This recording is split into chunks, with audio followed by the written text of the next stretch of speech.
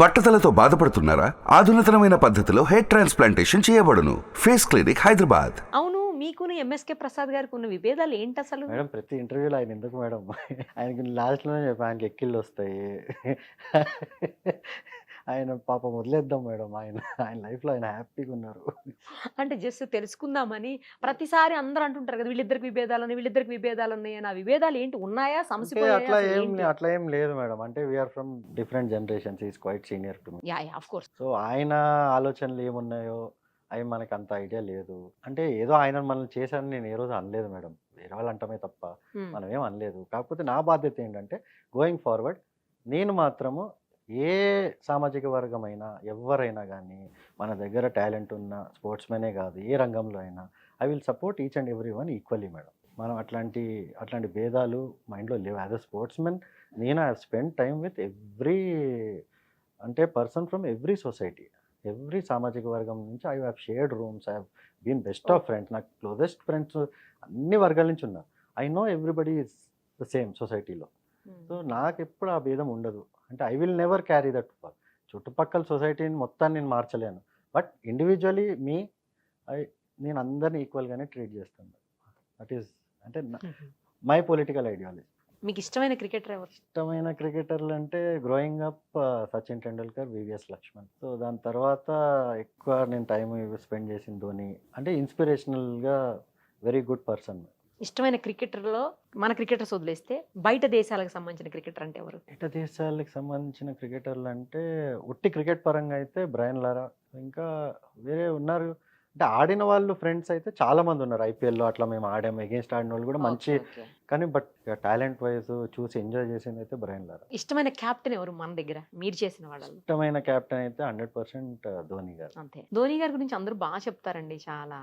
ఎందుకని అందరూ బాగా చాలా పాజిటివ్ గా చెప్తారు అసలు? పాజిటివ్ అంటే is very very simple madam. అంటే ఆయనను చూసి అందరం కూడా నేర్చుకుంది, అట్లీస్ట్ మా జనరేషన్ మేము నేర్చుకుంది ఏంటంటే money and success should not determine the way you behave of the field. అంటే మన లైఫ్లో కూడా మనం ఎట్లా ఉన్నామో, మనం క్రికెట్ ఆడకముందు ఎట్లా ఉన్నామో, ఫ్యామిలీతో ఎట్లా ఉన్నామో, బయట ఎట్లా ఉన్నామో, అప్పుడు ఆ same thing should continue for the rest of our lifes. So that is the simplicity factor that he has taught all of us growing up. So అది ఒక గ్రేటెస్ట్ ఇన్స్పిరేషన్ మేడం మా అందరికీ. ఇష్టమైన బౌలర్ ఎవరో చెప్పండి. బ్యాట్స్మెన్ అడగను, ఎందుకంటే మీరు బ్యాట్స్మెన్ అడిగితే మళ్ళీ ఖచ్చితంగా సచిన్ టెండూల్కర్ పేరే చెప్తారు, ఎందుకంటే ఇందాక అడిగేసాను ఆల్రెడీ. ఇష్టమైన బౌలర్ బుమ్రా. ఇప్పుడు ప్రజెంట్. present. సూపర్. ఇప్పుడు ఇష్టమైన క్రికెటర్ అన్నా కూడా బుమ్రాయేనా? ఇష్టమైన క్రికెటర్ ఇప్పుడు అంటే ఇప్పుడు మీరు వచ్చేసాక, బయటకు వచ్చేసాక యంగ్స్టర్స్ ఇప్పుడు చాలా మంది ఉన్నారు మేడం. రుతురాజ్ గైక్వాడ్, మన తిలక్ వర్మ, సో మన సిరాజ్, వెరీ వెరీ అంటే అప్కమింగ్. వాళ్ళని చూస్తుంటే ఎంతో హ్యాపీనెస్ ఉంటుంది. అవును.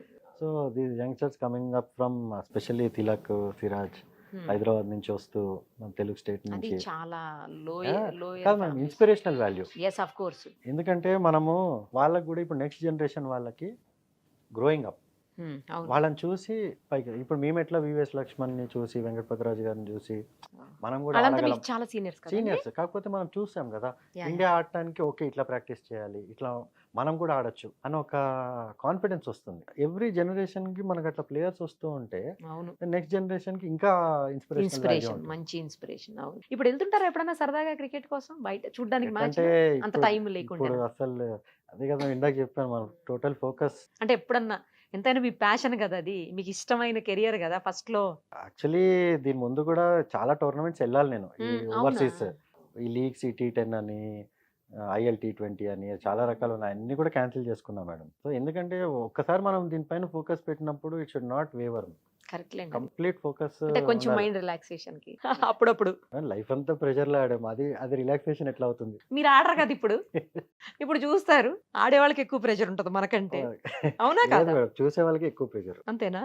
ఏమైపోతుందో ఎందుకంటే కంట్రోల్లో ఉండం కదా, చూస్తుంటే మ్యాచ్ ఆడుతుంటే అట్లీస్ట్ మాకు తెలుసు ఓకే ఈ బాల్ ఇట్లా కొట్టచ్చు, లేకపోతే మనకి ఇంకా టైం ఉంది అని ప్లాన్ చేసుకోవచ్చు.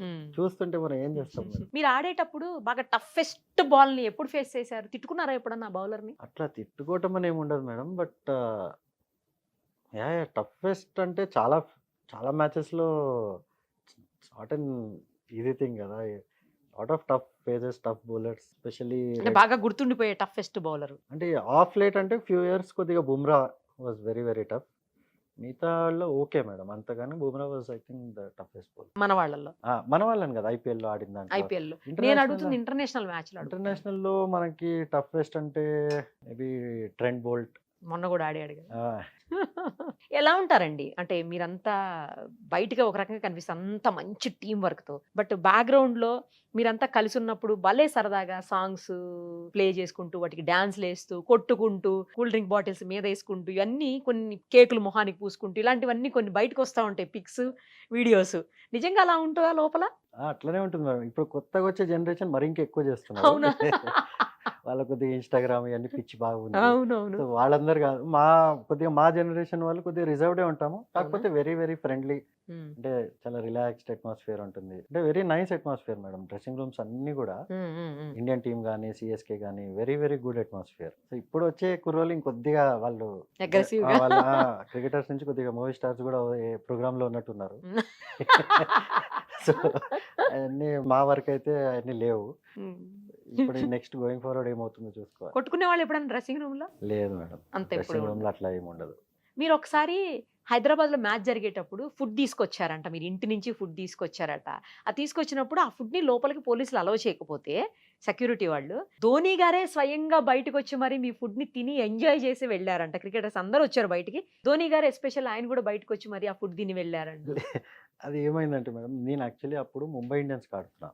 ఆహా, మా మ్యాచ్లు రాయ్పూర్ లో జరుగుతున్నాయి, సిఎస్కే వాళ్ళ మ్యాచ్లు హైదరాబాద్ లో జరుగుతున్నాయి. ఓకే. సో రైనా వీళ్ళు ఫోన్ చేసి జనరల్ గా ఫుడ్ పంపి మాకు ఇక్కడ 3 రోజులు గ్యాప్ ఉంది అది ఇది అంటే సరే అని చెప్పి పంపించాము. అంతా. ఓకే. పంపిస్తే వాళ్ళు ఎలో చేయకపోతే వీళ్ళు వచ్చి యాక్చువల్లీ వాళ్ళు ఎట్లా ఎలో చేయరని చెప్పి హోటలే మారిపోయారు వాళ్ళు. ఆ ఫుడ్ తీసుకొని ఫుడ్ కోసం. ఫుడ్ కోసం. సూపర్ నాకు కదా. తెలియదు, మేము అక్కడ మ్యాచ్ ఆడుతున్నాం.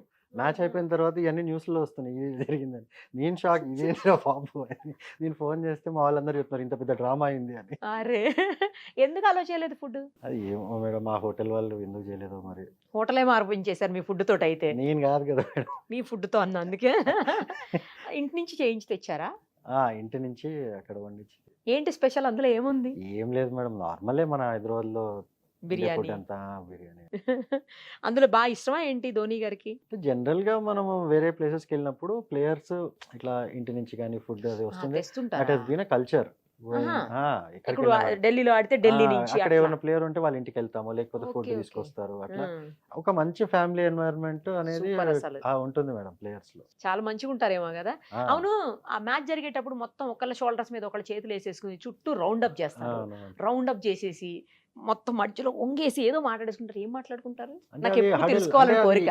అది మెయిన్ ఏంటంటే మేడం, ఇప్పుడు మనం డ్రెస్సింగ్ రూమ్ నుంచి అందరూ వస్తాము, ఉమ్, ఇండివిజువల్ గా వస్తాము. ఉమ్, సో అందరి ఫోకస్ అనేది ఎక్కడుందో మనకు తెలియదు. తెలీదు. సో ఆ hurdle లో ఏంటంటే కొద్దిగా ఆ ఫోకస్, ఆ స్విచ్ ఆన్ అనేది అవుతాం మొత్తం.